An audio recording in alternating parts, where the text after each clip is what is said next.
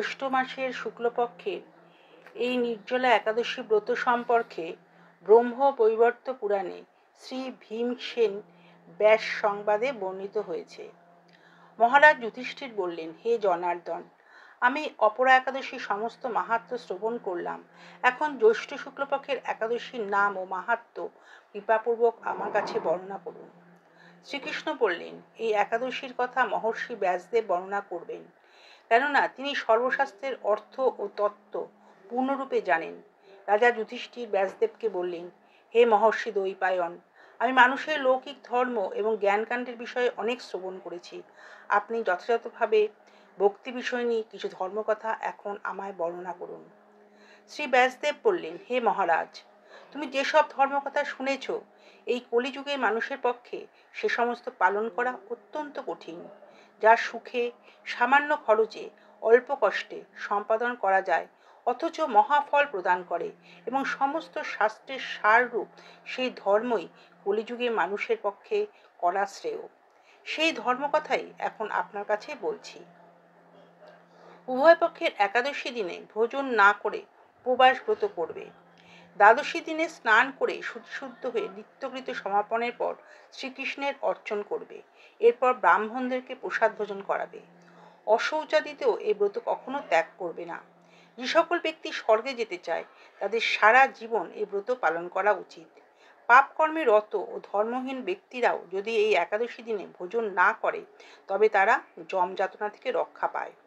শ্রী ব্যাসদেবের এসব কথা শুনে গদাধর ভীমসেন অসত্য পাতার মতো কাঁপতে কাঁপতে বলতে লাগলেন, হে মহাবুদ্ধি পিতামহ, মাতা কুন্তী, দ্রৌপদী, ভ্রাতা যুধিষ্ঠির, অর্জুন, নকুল ও সহদেব এরা কেউই একাদশীর দিনে ভোজন করে না।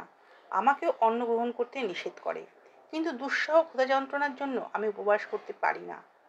ভীমসেনের এরকম কথায় ব্যাসদেব বলতে লাগলেন, যদি স্বর্গাদি দিব্য ধাম লাভে তোমার একান্ত ইচ্ছা থাকে, তবে উভয় পক্ষের একাদশীতে ভোজন করবে না। তদুত্তরে ভীমসেন বললেন, আমার নিবেদন এই যে, উপবাস তো দূরের কথা, দিনে একবার ভোজন করে থাকাও আমার পক্ষে অসম্ভব। কারণ আমার উদরে বৃক নামে অগ্নি রয়েছে। ভোজন না করলে কিছুতেই সে শান্ত হয় না। তাই প্রতিটি একাদশী পালনে আমি একেবারেই অপারগ। হে মহর্ষি, বছরে একটি মাত্র একাদশী পালন করে যাতে আমি দিব্য ধাম লাভ করতে পারি, এরকম কোনো একাদশী কথা আমাকে নিশ্চয় করে বলুন। তখন ব্যাসদেব বললেন, জ্যৈষ্ঠ মাসের শুক্লপক্ষের একাদশী তিথিতে জল পান পর্যন্ত না করে সম্পূর্ণ উপবাস করবে, তবে আচমনে দোষ হবে না। ওই দিন অন্নাদি গ্রহণ করলে ব্রত ভঙ্গ হয়। একাদশী দিন সূর্যোদয় থেকে দ্বাদশীর দিন সূর্যাস্ত পর্যন্ত জলপান বর্জন করলে অনায়াসে 12টি একাদশীর ফল লাভ হয়। বছরের অন্যান্য একাদশী পালনে অজান্তে যদি কখনো ব্রতভঙ্গ হয়ে যায়, তাহলে এই একটি মাত্র একাদশী পালনে সেই সব দোষ দূর হয়। দ্বাদশী দিনে ব্রাহ্ম মুহূর্তে স্নানাদি কার্য সমাপ্ত করে শ্রীহরির পূজা করবে। সদাচারী ব্রাহ্মণদের বস্ত্রাদি দানসহ ভোজন করিয়ে আত্মীয় স্বজন সঙ্গে নিজে ভোজন করবে। এইভাবে একাদশী ব্রত পালনে যে প্রকার পুণ্য সঞ্চিত হয়, এখন তা শ্রবণ করো। সারা বছরের সমস্ত একাদশীর ফলই এই একটিমাত্র ব্রত উপবাসে লাভ করা যায়। শঙ্খ, চক্র, গদা পদ্মধারী ভগবান শ্রীকৃষ্ণ আমাকে বলেছেন, বৈদিক ও লৌকিক সমস্ত ধর্ম পরিত্যাগ করে যারা একমাত্র আমার শরণাপন্ন হয়ে এই নির্জলা একাদশী ব্রত পালন করে, তারা সর্বপাপ মুক্ত হয়। বিশেষত কলিযুগে ধন সম্পদ দানের মাধ্যমে সদ্গতি বা স্মার্ত সংস্কারের মাধ্যমেও যথার্থ কল্যাণ লাভ হয় না। কলিযুগে দ্রব্য শুদ্ধি নেই, কলিতে শাস্ত্রজ্ঞ সংস্কার বিশুদ্ধ হয় না, তাই বৈদিক ধর্ম কখনো সুসম্পন্ন হতে পারে না। হে ভীমসেন, তোমাকে বহু কথা বলার কি প্রয়োজন? তুমি উভয় পক্ষের একাদশীতে ভোজন করবে না। যদি তাতে অসমর্থ হও, তবে জ্যৈষ্ঠ মাসের শুক্লপক্ষের একাদশীতে অবশ্যই নির্জলা উপবাস করবে। এই একাদশী ব্রত ধনধান্য ও পুণ্যদায়িনী। যমদূতগণ এই ব্রত পালনকারীকে মৃত্যুর পরও স্পর্শ পর্যন্ত করতে পারে না।